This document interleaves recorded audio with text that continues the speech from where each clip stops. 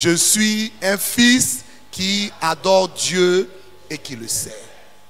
Vraiment, je veux que ça reste dans ton âme.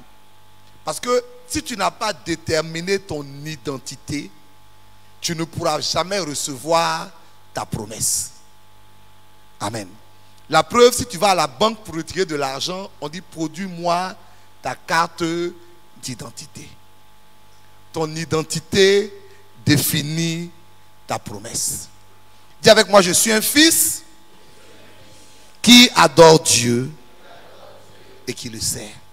Donc nous sommes en train de parler maintenant de la clé de Lévi, la clé du service.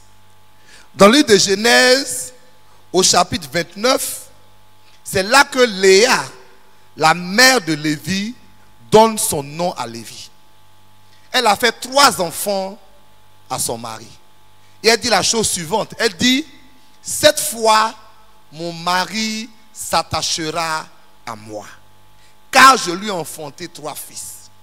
L'attachement ainsi, il faut le comprendre dans le sens hébreu du terme. Parce que le mot Lévi, attaché, c'est le mot lava. Et lava veut dire être à côté de quelqu'un pour le servir. Ce que, en fait, Léa est en train de dire, c'est que mon mari va s'occuper de moi. Les femmes africaines comprennent ce que je veux dire. Tu as donné 3 enfants à un homme, 3 fils. N'est-ce pas? On sait que dans la culture, c'est les garçons qui sont importants. Donc, elle a donné 3 fils. Elle se dit, maintenant là, on va me donner pagne. Maintenant là, on va s'occuper de moi. C'est ce que, en fait, Léa veut dire. Donc, lava, ça veut dire être avec quelqu'un pour le servir. Donc, la clé de Lévi, c'est la clé du service de Dieu. Est-ce que je parle à quelqu'un? Demande à quelqu'un, est-ce que tu as la clé de Lévi? Tourne-toi, demande à quelqu'un derrière toi, est-ce que tu as la clé de Lévi? En d'autres termes, est-ce que tu es au service de Dieu? Ce matin, je veux te parler de 5 bienfaits du service. Je vais en parler courtement et puis après on va parler de définir sa forme pour le service. Donc, 5 bienfaits du service. Bienfait numéro 1, c'est que le service va produire l'honneur dans ta vie. Dis Amen. C'est les 5 bienfaits sont l'honneur, le souvenir, la faveur, la bénédiction, la puissance. Est-ce que tu peux le dire avec moi? L'honneur, le souvenir, la faveur, la bénédiction, la puissance. Si tu prends note, tu peux prendre l'honneur, le souvenir, la faveur, la bénédiction, la puissance. Commençons par l'honneur. Grand 1, celui qui sert Dieu rentre dans la grâce de l'honneur. Amen. On va lire un texte qui va nous l'expliquer clairement. C'est dans Jean chapitre 12, le verset 26, il est écrit, si quelqu'un me sert, qu'il me suive. Là où je suis, là aussi sera mon serviteur. Si quelqu'un me sert, mon Père, ou bien le Père, l'honorera. C'est clair, mais ce n'est pas clair. Dieu dit, Jésus dit que celui qui le sert sera honoré par Dieu. C'est quoi le mot honneur? C'est le mot donner une place spéciale à quelqu'un. Donner de la considération à cette personne. Positionner cette personne au-dessus des autres. Amen. Quand quelqu'un rentre dans une salle, on lui donne une place d'honneur. La place d'honneur ne peut pas être la place de tout le monde. Si tout le monde a la même place, ce n'est pas une place d'honneur. La place d'honneur, on met une chaise et puis on met peut-être du kita dessus. Ou bien, alors que tout le monde a une même chaise, on prend une chaise de couleur différente. Ou bien une chaise de texture différente. Dis Amen avec moi. Vous savez, nous sommes tous des enfants de Dieu. Ça, c'est clair. Mais quand je dis ça, souvent, ça choque les gens. Dis, Dieu aime tout le monde. Mais Dieu aime certains puisqu'il aime tout le monde. Dis Amen. Ces certains-là, c'est parce qu'ils ont provoqué quelque chose chez Dieu. Pas parce que Dieu fait combine, mais ils ont amené Dieu à avoir une considération supérieure pour eux. Est-ce que tu veux que Dieu t'honore? Quand Dieu t'honore, c'est-à-dire que si, par exemple, il y a une position à avoir, Dieu permettra que ce soit toi qui aies la position. C'est ça l'honneur. Amen. S'il y a le nom de quelqu'un qui doit être élevé, Dieu permettra que ce soit toi. C'est ça l'honneur. J'ai expérimenté ça de la grâce de Dieu. Amen. Parce que je sers Dieu. Des fois, Dieu envoie mon nom plus loin que moi-même. Amen. Amen. Vous savez, des fois, les gens me voient, ils parlent de moi et puis je me dis, ils parlent de moi ou bien ils parlent de quelqu'un. Parce que quand tu sers Dieu, des fois Dieu te positionne au-delà de ce que toi tu peux penser de toi. Il met dans la pensée des gens quelque chose qui dépasse ce que tu es. Je proclame que quelqu'un va recevoir l'honneur. Et je chasse le déshonneur de la vie de quelqu'un. C'est-à-dire, au partir d'aujourd'hui, parce que tu sers Dieu, personne ne va te déconsidérer. Toi-même me fatigue. Je dis personne ne va te déconsidérer. Dieu va s'assurer que personne ne te déconsidère. Parce que tu le sais. Dieu honore tous ceux qui le servent. Dis Amen. Je dis tout à l'heure, on va parler de la forme, donc je ne serai pas très long. Donc, premièrement, servir Dieu provoque de l'honneur. Et si tu es honoré par Dieu, il n'y a rien de tel. Parce que Dieu est le maître des temps et des circonstances. Il est le maître du ciel et de la terre. Quand on va aller à une réunion, on dit on va t'attendre pour parler parce que tu es honoré par Dieu. Oui. C'est-à-dire, Dieu te positionne au-delà de tes capacités, simplement parce que tu es à son service. Vous savez, pour comprendre l'honneur, Jésus dit que celui qui me sert, là où je suis, sera aussi. Ça veut dire quoi? Ça veut dire que dans l'esprit de Dieu, Dieu te positionne au même niveau qu'il est en train de positionner Jésus. Je proclame ça dans ta vie au nom de Jésus. Deuxième bienfait du service. Dis avec moi le souvenir. Dis fort le souvenir. On va lire un texte pour que tu comprennes la notion de souvenir. Malachie 3,16. Alors ceux qui craignent l'Éternel se parlaient l'un à l'autre. L'Éternel fut attentif et il écouta. Et un livre de souvenirs fut écrit devant lui pour ceux qui craignent l'Éternel qui honore son nom. Verset suivant. Ils seront à moi, dit l'Éternel des armées. Ils m'appartiendront au jour que je prépare. J'aurai compassion d'eux comme un fils a compassion de son fils qui le sert. Et verset suivant, et vous verrez de nouveau la différence entre le juste et le méchant, entre celui qui sert Dieu et celui qui ne le sert pas. C'est quoi le souvenir? Le souvenir, on le comprend dans ce texte de Malachie. Ceux qui servent Dieu sont réunis, ils ont dit, on sert Dieu pourquoi même? On se fatigue à servir Dieu, et puis apparemment c'est les gens qui ne servent pas Dieu qui semblent percer. Dieu a été touché par ça. Il dit non, non, vous n'avez pas raison.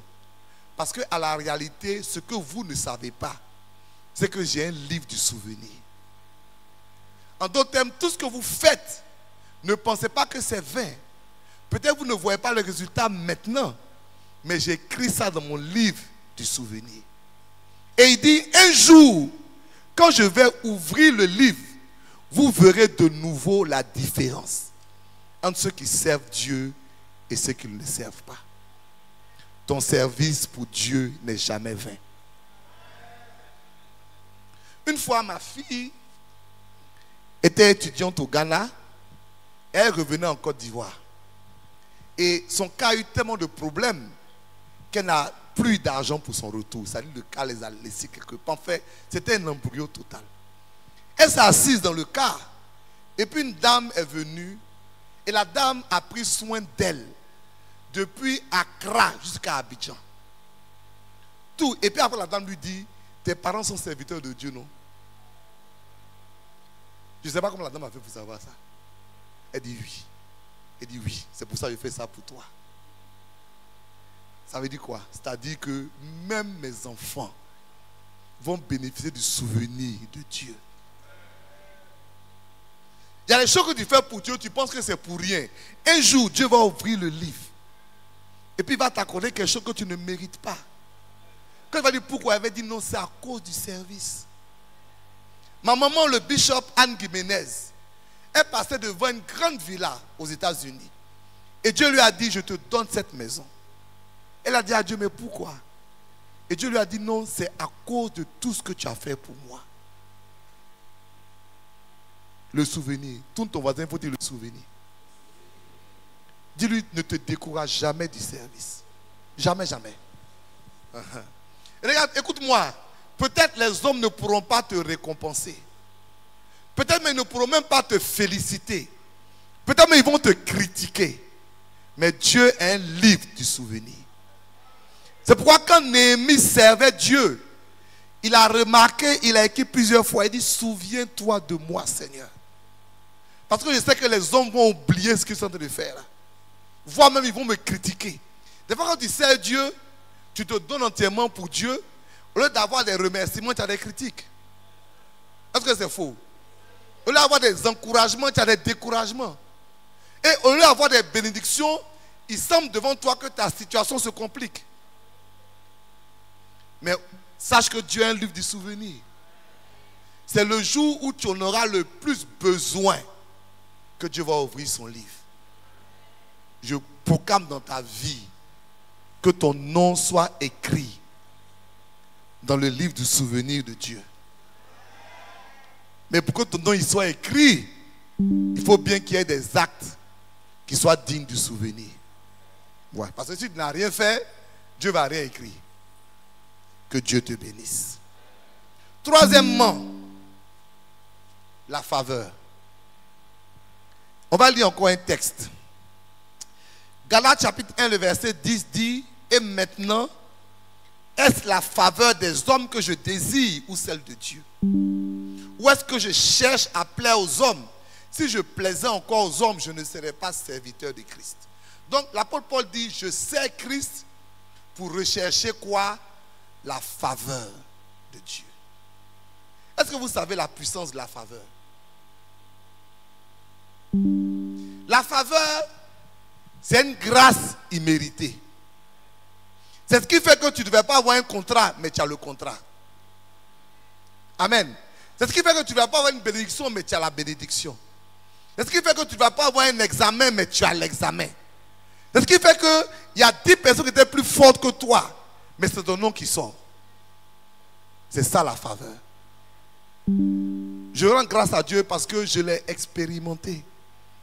Et je l'ai expérimenté parce que je servais Dieu. C'est vrai que j'étais dans le monde professionnel, mais je servais déjà Dieu. Et un jour, il y a quelqu'un qui m'a appelé, il m'a dit, mais toi là même.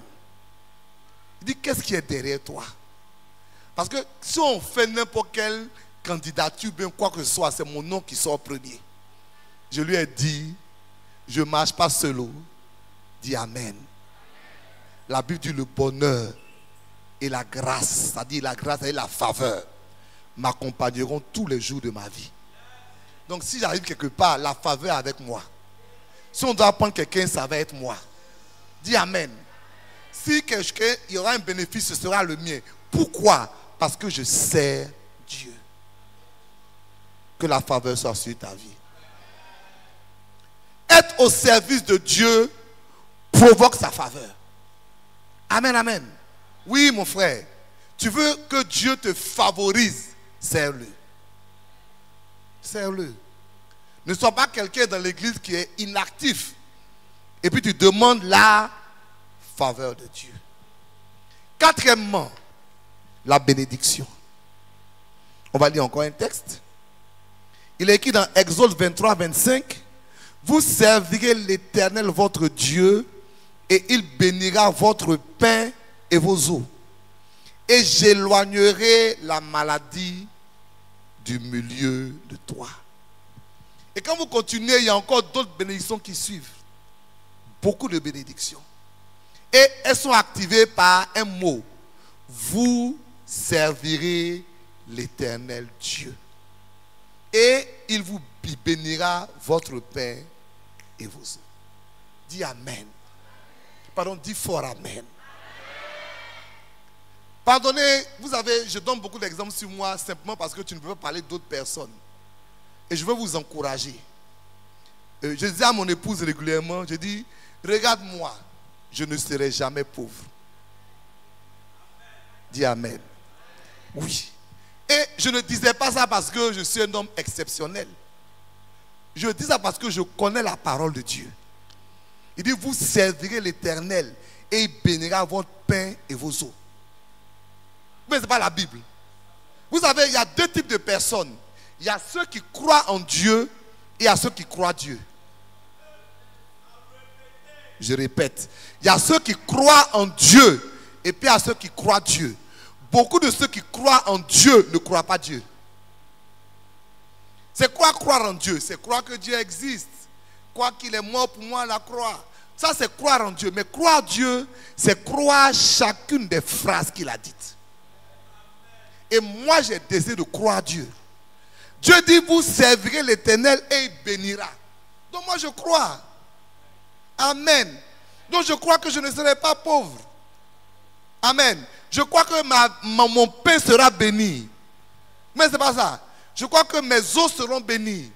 Je crois même que je serai en bonne santé. Parce qu'il dit, il guérira toutes tes maladies. Si tu crois Dieu, mets-toi à son service. Et tu verras l'impact. Parce que toutes ces choses-là, ça active le souvenir. Hein. Le jour où je suis malade, je peux dire, vous servirez l'Éternel votre Dieu. Parce que dans Exode, quand il est dit, et il vous bénira, une des bénédictions qui est en bas là-bas, c'est la longévité. Oui. Mais tu ne sais pas Dieu, tu fais quoi sur la terre? Quand Dieu t'enlève là, il ne regrette rien. Il ne regrette rien. On dit, la pire des questions que tu dois te poser, qu'est-ce qui va se passer en mon absence? Si ton absence égale ta présence égale ton absence dans le cercle chrétien, mais dans l'église, c'est problématique. Dis amen. Le jour où tu n'es pas là, on dit, tel n'est pas venu aujourd'hui. Parce que tu sers Dieu. Mais quand tu ne sers pas Dieu, donne des mots de tête à Dieu. Si jamais il veut te prendre, lui, il doit calculer. Pour dire, si il le prend là, qu'est-ce qui va arriver? Qu'est-ce que le roc va devenir? Ça me fait penser à cette histoire drôle. Je ne sais pas si elle est vraie, mais on me l'a racontée. Un homme qui servait Dieu avec son argent, il investissait énormément dans l'église. Il était avec son pilote et les deux se sont perdus dans une île déserte. Le pilote a commencé à se lamenter. Il dit, mais ici, là, on est mort, qui va nous retrouver? Le gars, lui, était tranquille. Le pilote lui demande, dit, mais pourquoi tu es aussi calme? Il dit, attends, il t'explique quelque chose. Dans l'église, là, voilà ce que je fais, voilà ce que je fais, voilà ce que je fais. Donc, je te promets, actuellement, là, toute l'église est en jeûne et prière pour me retrouver. Hein? Il dit, toutes les gars, commencez par le pasteur, eux tous sont en jeûne et prière. On n'a qu'à me retrouver. Donc il sait que Dieu, ils vont me retrouver. Ils vont me retrouver. C'est ce que j'appelle donne des mots de tête à Dieu. Tu me comprends, non? C'est-à-dire quand Dieu dit, je vais raccourcir sa vie, le même Dieu dit, il faut que j'allonge sa vie. Dis à ton voisin, tu vivras longtemps. Mais ce qui actionne la longévité, c'est le service de Dieu. Parce que si tu n'es pas utile à Dieu, il t'enlève. Pourquoi? Parce que tu as une place au ciel qui est réservée. Ou bien, voilà. Viens te reposer tranquillement. Tu fais rien. Tu fais rien. Il faut venir là-bas. Il y a place. On va terminer. Cinquièmement, ceux qui servent Dieu rentrent dans la puissance de Dieu. Les dans Actes des Apôtres que nous connaissons tous, c'est Actes chapitre 2, Actes chapitre 1, verset 8. Mais vous recevez une puissance quand le Saint-Esprit surviendra sur vous et vous serez mes témoins. Donc la puissance de Dieu, c'est pour témoigner. Donc quand tu n'apprends pas à témoigner, tu te déconnectes de la puissance de Dieu. C'est pourquoi beaucoup de gens ont reçu des dons, mais les dons ne sont pas restés. Parce que le don, c'est pour servir. Le don de prophétie, c'est pour prophétiser. Le don de guérison, c'est pour prier pour les malades. Amen. C'est pas parce que tu dormes chez toi à la maison pour dire oui, toi seul tu prophétises dans ta chambre, mais si pas l'Éternel, c'était Dieu, c'est pas Dieu. Dieu n'est pas dans l'amusement. Tu te prophétises toi seul. Tu fais palabre toi seul avec Dieu. Tu aimes ton rêve, tu expliques, tu n'expliques pas, tu dis jamais à quelqu'un, tu te fais palabre avec Dieu. Et puis après tu es étonné pour dire Seigneur, je veux plus d'onction. Regardez, hein, le mécanisme pour plus d'onction, c'est de faire travailler l'onction que tu as déjà. Il n'y a pas un autre secret. Le secret pour plus d'onction, c'est de faire travailler l'onction que tu as déjà. Quand Dieu voit que tu es en train de faire travailler ce que tu as déjà, il augmente. Mais quand Dieu voit que tu fais rien à ce qu'il t'a donné, mais il enlève. Ça c'est tellement logique. Il dit mon frère, tu ne sers à rien. Attends un point de donner à lui là. Lui il va faire quelque chose avec. Et c'est pour ça, souvent dans le livre de Corinthe, on s'aperçoit que l'onction des fois n'est pas associée à la sainteté. Amen, amen. L'onction est associée à la disponibilité de servir. Tu vas voir quelqu'un peut-être, sa vie est un peu bizarre. Ce n'est pas parce que je justifie ça, hein, mais parce qu'il veut servir. Dieu lui donne une puissance. Parce que lui au moins il est dehors. Lui au moins il prie pour les malades. Lui au moins il évangélise. Mais toi qui es l'enfant chéri de Dieu, tu es assis dans l'église, tu ne fais rien. Quel choc. Et tu dis à Dieu, oui, mais non, ce n'est pas de mais. Tu veux que Dieu donne l'onction, serre-le. Est-ce qu'on est ensemble? 5 bienfaits du service. Quand tu sers Dieu, Dieu va t'honorer. Dis Amen. Il va te positionner. Dis avec moi, je reçois la position. Et c'est pour ça la clé de Lévi est importante dans les clés. Parce que si tu n'as pas la clé du service, beaucoup de choses que tu vas proclamer après, parce qu'il y a une clé qui s'appelle la clé du positionnement, qu'on va voir après. Mais la clé du positionnement ne peut pas être là parce que tu ne sers pas Dieu. Or Dieu dit que c'est celui qui sert, qui le sert, qui va honorer. Toi tu ne le sers pas, toi il n'a pas envie de t'honorer. Pardon, dis Amen avec moi. Hein? Sers Dieu, il va t'honorer. Amen. Sers Dieu, il va faire quoi pour toi? Il va se souvenir de toi. Le souvenir, c'est tellement important. C'est important pas pour aujourd'hui, hein. C'est pour le jour où tu seras dans le problème. Où Dieu va sortir son livre. Il va dire, je vais l'aider matin, voir. Il tourne, il tourne, il tourne. Il dit, mais il n'y a pas son nom ici. Quel choc. C'est une histoire que j'ai entendue, je ne sais pas si c'est vrai. Cet homme-là n'avait pas beaucoup de choses. Donc, il avait une habitude, c'est qu'il arrive à l'église. Il dit, Seigneur, moi je ne sais pas prier. Je suppose qu'il s'appelait Pierre. Il venait, il se mettait devant la chaire. Il dit, Jésus, c'est moi Pierre. Je ne sais pas prier, mais je suis venu te saluer. Et il faisait tous les jours, il dit, c'est moi. Je ne sais pas prier, mais je suis venu te saluer. Là, pendant les années, puis un jour, il est tombé gravement malade.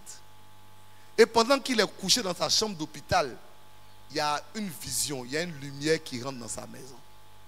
Et puis il entend une voix. La voix dit, Pierre, c'est moi Jésus. Je suis venu te saluer. Chaque fois qu'il venait saluer, lui ne savait pas que Jésus se rappelait.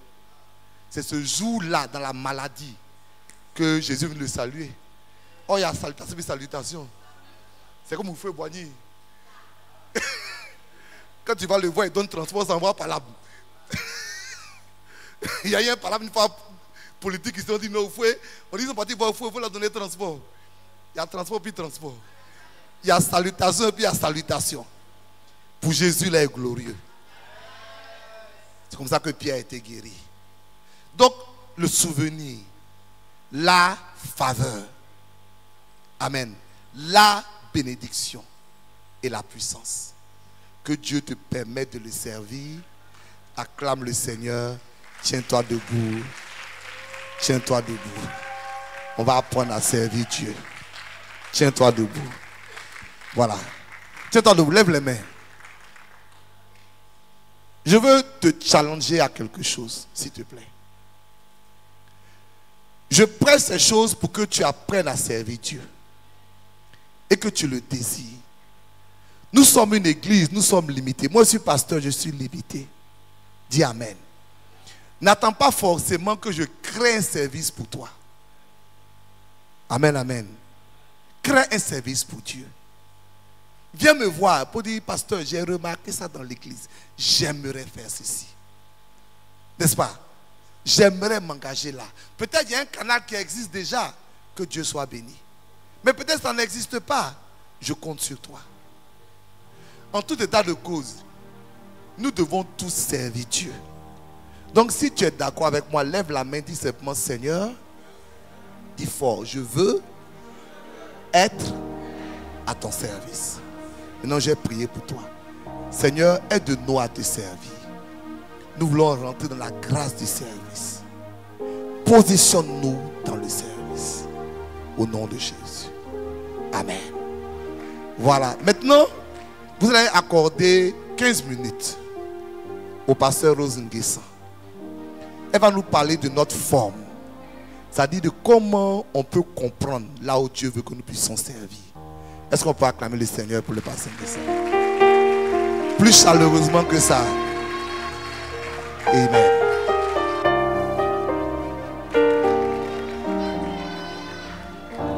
Gloire à Jésus. Que Dieu nous bénisse. Amen. Donc on a 15 minutes et je vais essayer de concentrer l'explication de la forme. Alors ce qu'il faut savoir, c'est que personne n'a été créé au hasard par Dieu.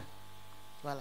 Généralement on dit qu'on ne sait pas comment servir Dieu ou le servir parce qu'on pense qu'on est le fruit du hasard. Que Dieu n'a pas pensé notre création, il n'a pas pensé notre venue sur la terre. Donc on est venu pour accompagner les autres. Alors si tu veux servir Dieu, la première pensée qu'il faut que tu corriges dans ton esprit, c'est que Dieu a fait de toi quelqu'un de spécifique, quelqu'un de particulier, quelqu'un de singulier. Si tu es d'accord, il faut dire Amen. Voilà. Donc parce qu'il a fait, tu vas remarquer que même les jumeaux n'ont pas la même empreinte digitale. Voilà. Chacun a ses chromosomes, a sa particularité. Donc en tant qu'être qui est particulier, tu vas demander au Seigneur, Seigneur, quelle est la raison pour laquelle je suis sur terre et quelle est la raison pour laquelle, le plus important, tu m'as sauvé? Parce que la Bible dit que nous avons été sauvés pour servir, mais nous servons comment? Nous servons dans quel domaine? Et en fait, c'est quelle est la forme que tu m'as donnée pour être un instrument dans ta maison? Donc, on va voir ce qu'on appelle la forme. C'est comme forme qu'on écrit F-O-R-M-E, mais chaque lettre, c'est un anagramme. Chaque lettre signifie quelque chose. Donc le F parle des forces spirituelles. Donc de la capacité spirituelle que Dieu t'a donnée pour pouvoir le servir. Je vais juste dire que l'une des manières, ou bien la principale manière de découvrir ta forme, c'est à 2 niveaux. C'est de demander à Dieu d'abord, Seigneur, vers quoi tu m'appelles? Et la deuxième manière de découvrir ses talents, son don, ses capacités, c'est de pouvoir accepter de se mettre à la disposition de l'Église, de servir. Tu pourras peut-être passer dans plusieurs départements avant de trouver la forme exacte que Dieu t'a donnée. Mais ton désir de servir Dieu va permettre au Saint-Esprit de te montrer, d'identifier le modèle que tu es, la forme que Dieu t'a donnée. Amen. Donc la force spirituelle, le F, nous parle de force spirituelle. Il y a 3 forces spirituelles ici. Il y a dans 1 Corinthiens, je ne sais pas si on pourra afficher. Comment? D'accord, ok. Donc quand on parle de capacité spirituelle, de force spirituelle, on parle de tout ce qui est don surnaturel, qui nous provient du Saint-Esprit. Et dans 1 Corinthiens 12, les dons sont énumérés. On parle de la prophétie, de la parole de sagesse, parole de connaissance, la capacité d'évangéliser, de prier, etc. Donc tu peux remarquer que tu as une capacité exceptionnelle de prier, tu as une capacité, tu peux donner les dons. Ce matin, nous avons le frère qui a prophétisé, par exemple, donc il sait qu'il a un don de prophétie, de parole, de connaissance, etc. Donc il y a quelque chose déjà au niveau des dons spirituels que tu peux identifier. Dans les dons spirituels, le deuxième niveau de dons que tu peux également identifier, ce sont des dons qui émanent également du Saint-Esprit, mais qui ne sont pas, qui sont des dons qui peuvent être influencés par ta capacité humaine. C'est-à-dire, par exemple, le don de diriger, le don d'organiser. Ce n'est pas des choses qui émanent directement du Saint-Esprit comme indépendamment de toi, mais tu peux apprendre à diriger, tu peux apprendre à organiser, voilà, tu peux être libéral, etc. Donc, dans les dons spirituels, il y a ceux qui émanent directement de la capacité, de la puissance du Saint-Esprit. Donc, ils sont des dons surnaturels.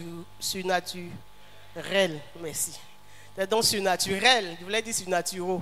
Des dons surnaturels. Qui sont des dons surnaturels. Et puis, il y a ceux qui sont également des dons surnaturels, mais à un degré un peu plus dilué. Et la troisième capacité de don, ça, c'est des hommes qui ont été faits dons à l'Église. Donc, les pasteurs, on ne va pas voir cet aspect-là. Donc, est-ce que, quand tu te regardes, quand tu analyses, ça fait 5 ans que tu es dans l'église, est-ce que tu sais prier ou bien tu sens que tu pries? Ce matin, quand je donnais les cours de service, il y a un frère qui disait qu'il ne comprenait pas parce que quand il fait ses songes, il a une capacité de prière vraiment extraordinaire dans les songes. On dit, mais il faut amener ça à la réalité. Il ne faut pas limiter tes capacités dans les songes, il faut les amener à la réalité. Donc, si tu es conscient que tu as cette capacité de prier, voilà, d'évangéliser, tout ça, tu as une capacité spirituelle. Si tu vois que tu as quelqu'un qui sait organiser, qui sait diriger les choses, tu as également une capacité. Donc, mets-toi au service de l'Église. Amen. Le deuxième point, c'est le haut. Le haut parle de l'orientation du cœur. Les forces spirituelles sont en fait notre rappel, ce à quoi Dieu nous a appelés dans le ministère, dans la vie chrétienne, je ne vais pas dire le ministère, mais le ministère en tant que service, il faut comprendre ça. Voilà, souvent quand on parle des ministères, les gens veulent ramener forcément au ministère pastoral ou non. Donc le deuxième, la force spirituelle, c'est ton identité dans le service de Dieu, ce à quoi Dieu t'a appelé de manière spécifique. C'est ta force. Et ton orientation du cœur, c'est dans cette capacité d'évangélisation, par exemple, d'évangéliser. Est-ce que le Seigneur a mis des personnes particulières dans ton cœur? Par exemple, moi, je veux évangéliser ou bien j'ai la capacité de prier pour les malades, j'ai le don des guérisons, mais mon cœur est orienté vers les malades atteints du cancer, de l'insuffisance rénale, du sida. Est-ce que dans cette capacité-là, Dieu t'a donné une orientation particulière? Alléluia. Et donc, quand tu as identifié cette orientation-là, tu seras plus actif dans la maison de Dieu. La troisième lettre, après O, c'est le R, parle des ressources. Les ressources, ce sont des capacités innées ou acquises tout au long de ta vie. Donc, je suis parti à l'école, peut-être je suis né avec la capacité de dessiner. Voilà, c'est un talent. C'est un talent de chanter, c'est un talent de... J'ai un talent de quoi? Ou bien je suis allé à l'école, j'ai fait la formation en comptabilité, management des ressources humaines, informatique. Donc, j'ai cette capacité-là que je peux également mettre au service de Dieu. Amen. Donc, est-ce que tu es quelqu'un qui a fait peut-être le droit? Tu te rends compte qu'à l'église, par exemple, on n'a pas de structure juridique. Le Seigneur peut te pousser à la mettre en place. Amen. Voilà. Est-ce que tu es couturière? Tu as remarqué que peut-être les enfants de l'écodim viennent avec... Tu as appris la couture, c'est ton métier, c'est ce que tu fais. Voilà, c'est ta ressource, c'est ce que tu as appris, ce que tu fais tous les jours.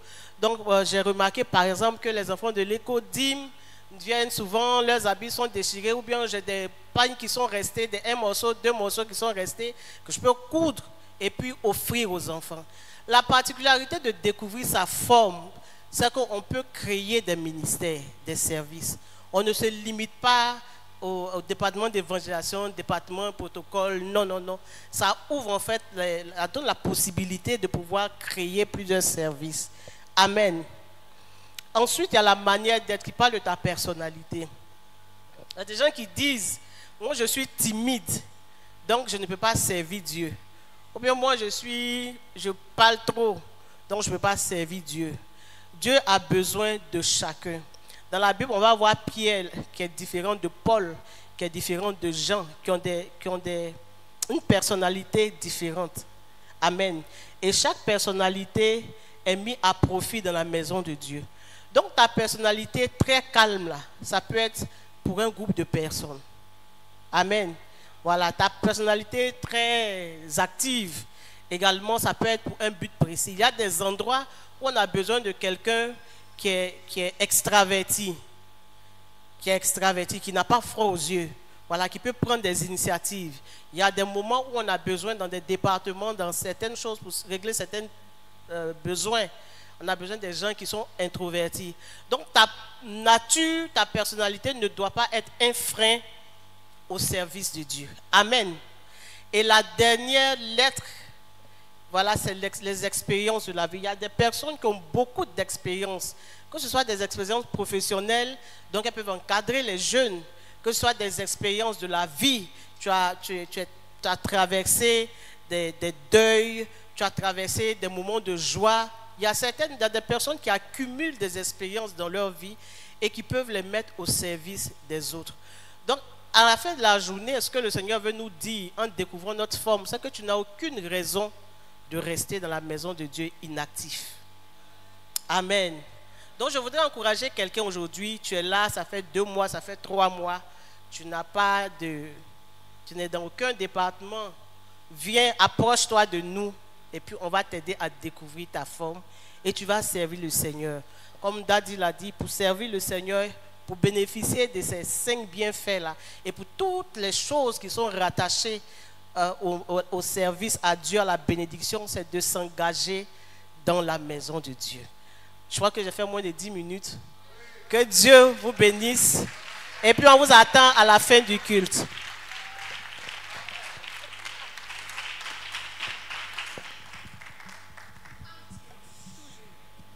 Donc, on découvre sa forme. Sa forme, c'est sa force spirituelle. Chacun vous donne une force spirituelle. C'est les dons que Dieu t'a donnés. Ça peut être les dons de Corinthiens, mais ça peut être les dons de Romains, parce qu'il y a 2 types de dons. Il y a les dons qui sont de Corinthiens, qui sont des dons de révélation, de guérison. Et puis il y a les dons de Romains, qui sont des capacités qui viennent de Dieu, mais qui sont aussi liées à ton apprentissage, à ton implication. On parle du don de direction. Amen. C'est spirituel, mais en même temps, tu as appris à diriger. Donc, tes forces spirituelles, c'est ton F. L'orientation de ton cœur, c'est qu'est-ce que ton cœur aime. Parce qu'il n'y a pas quelqu'un qui dit qu'il n'aime pas quelque chose. Vers quoi ton cœur est orienté. Le R, c'est tes ressources. Ce que tu sais faire ou ce que tu as. Parce que tu as aussi fait partie de tes ressources. Ce que tu sais faire aussi sont tes ressources. Donc quand tu vas à l'église, je sais faire quoi? Tout le monde sait faire quelque chose. Le M, c'est ton moi, ta personnalité. Voilà, moi ce que je suis tellement calme. C'est pas mauvais. Il y a des jours où on peut te mettre dans un département pour des résolutions des conflits. Tout le monde parle, toi tu es calme. Comment c'est pas ça? Tu n'as pas appris à parler beaucoup parce que si on met quelqu'un qui parle beaucoup dedans, l'homme il va créer le conflit dans le conflit. On t'a envoyé régler, mais c'est toi qui devient le conflictuel dedans. Et finalement, ton expérience, ce que ta vie, ce que la vie a fait, enfin, ce que tu as expérimenté dans la vie. Donc, quand tu découvres ta forme, c'est juste pour que tu serves mieux Dieu. Donc, que Dieu vous bénisse. Est-ce qu'on peut acclamer le Seigneur pour le passer Nguessan?